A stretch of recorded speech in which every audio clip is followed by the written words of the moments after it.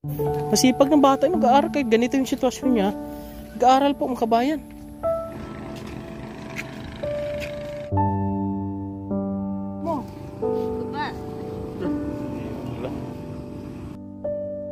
Ito yung ginagawa ni Vanessa mga kabayan. Bao. And then pinapatuyo. Tapos bibinta nila 4 pesos per kilo. Yan ang ginagamit ni Vanessa para ho ay meron siyang pamasahe. Puntahan namin ngayon si Vanessa kasi hindi po natin makita-kita ho mga kabayan. Pero yung kanyang nanay nandito.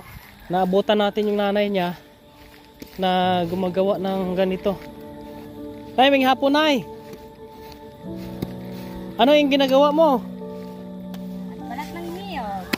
Itong ginagawa nyo ni Vanessa? Anong tinatanggal mo dyan ay? Ayan, ayan ang kinukuha mo. Magkano kilo niyan? Ano na? 4 pesos. Si Vanessa, gapanguha man sa sina. Oh, amo ni yang gina pumasahe niya pag itong ginagawa ni Vanessa mga kabayan. Kung anong ginagawa niya kay nanay, hindi pong ginagawa ni Vanessa. Kinukuha yung bao. And then pinapatuyo. Tapos bibinta nila 4 pesos per kilo. Yan ang ginagamit ni Vanessa para ho ay meron siyang pamasahe.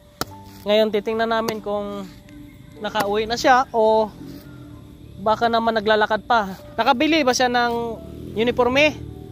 Nakabakal? ako na sa iyat mo. Ot. Simahan mo siya. Punta kami doon sa bahay ni Vanessa. Si Vanessa po ay ayun niya talagang tumira sa kanyang nanay. Ito yung kanyang nanay mo kabayan ay nasa kanyang anak din na isa nakatira. Si Vanessa bumukod ho mga kabayan kumang nagsulo. Salamat po sa ating mga kaibigan. Thank you very much. Bigyan natin ng pamasahe ngayon para po meron siyang pamasahe papunta sa school. At meron din po siyang pambili-bili kung ano-ano. Ha?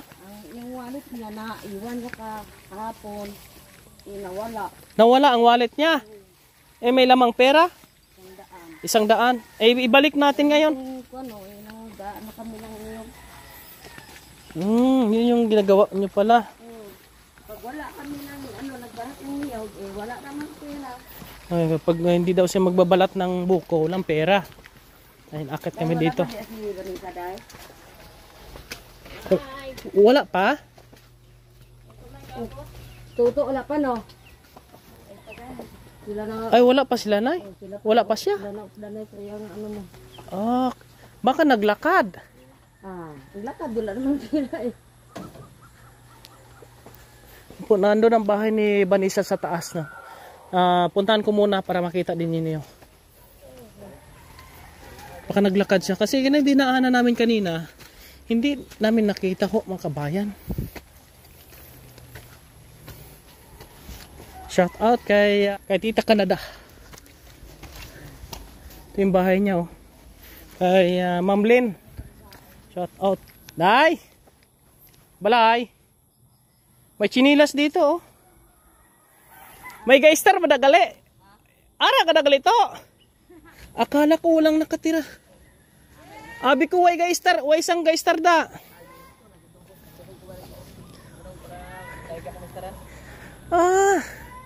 Okay.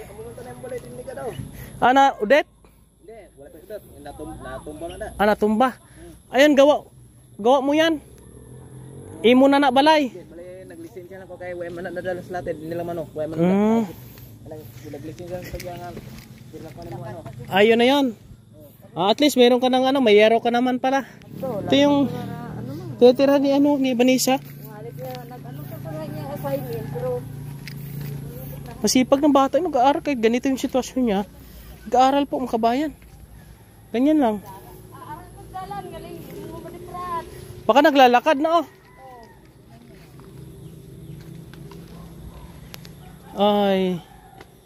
Ay, doon na natin siguro abangan doon sa dito na lang bantayan.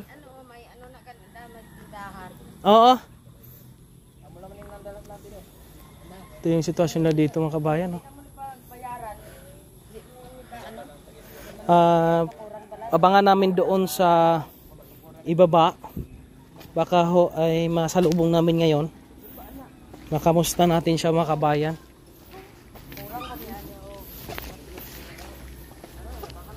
Madulas ang daan.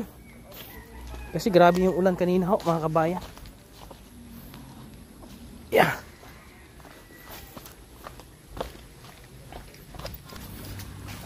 Dito kami. Abangan namin dito. Kaya salubungin namin dito. Kung hangyan. Puntahan namin doon sa labasan po kabayan. Baka nandoon naglalakad ho. Kanina di namin nadaanan eh. Halika mo na.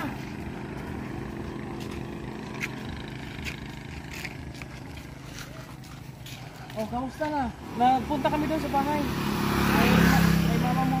Nakita ko doon nag-ano siya ng... Temprano pa nito nagwa dayon nagkadto sa merkado. Sumakay ka ng tricycle? Kay gisugo ni nang training nga mabakal Floren tapos duga-duga man sa Japan. Hindi, kamusta? Nakabili ka na ng ano mo, uniform? Ah, Okay. Ganito. Para hindi ka na madalas maglakad, mamasahay ka. Wala ka namang bibilin sa school? eh. PE? Ano, uniform? Ah, Magkano yon? 500 kilo. Iabot ko lang sa kanya kasi may sasakot sa iyo kalabutan.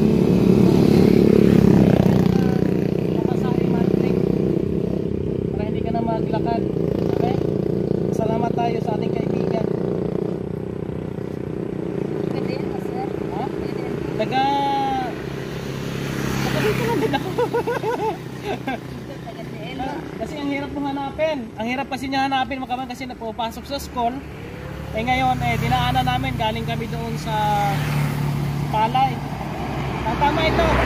Ano ka? Yung sa PE. Tapos yung pamasahe. Ano? Sinada sa o? Ha? Okay na. Kasama ko lang.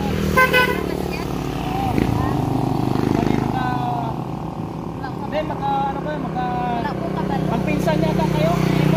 Makabayan, magpinsan daw sila ni Imok kasi yung pamilya ni ate, nagtanong kami doon, related lang din sa pamilya ni Imok. Ate, sige na. Mauwi na rin kami. Ano yung bag mo? Gupa. May gamit ko doon. Bilhan natin to ng bag. No? Pagbalik ko, palitan natin ng bagong bag. Okay? Ha? Yan lang muna, bili ka muna ng pampiwi tapos ipamasahe mo muna ang tira. Okay? Pagkatapos doon sa ano, kay Migusin daw, orderan natin sa ng bag. Sige. Ha? Yes, sir. Ingat ka ha. Okay, uwi na rin kami. Tira mo baka malo. Meron na siyang ano. Ha? Sige pa, salamat. Yan po mga kabayan, no, masaya siya. Nakita natin yung bag niya sira. Ay may pamasahe na siya at nagkataon na meron siyang gastusan yung PE ng uniforme. May pambili na siya ng uniforme. O talagang dinala tayo dito para makabili ka agad siya daw, di ba? Yan, maraming salamat po sa inyong lahat. Tuloy tayo, bibisitahin natin siya. At salamat kay Ma'am Lynn na nag-pledge po siya ng 1,000 every month, no, para dito kay Vanessa ho, makabayan. Masipag kasi yung bata na yon. Ayan, maraming salamat at kasama natin ito, ang kaibigan natin, si Imok, Guapo, si Miss Karen sa gabi, si Migo Lowell, at si GR po makabayan, no? Puro mga binata to, walang mga asawa ito. Ayan, God bless inyong lahat. Uwi muna kami. Kami mga mission pa po kami makabayan. Pahinga muna kami. Mabuhay kayong lahat.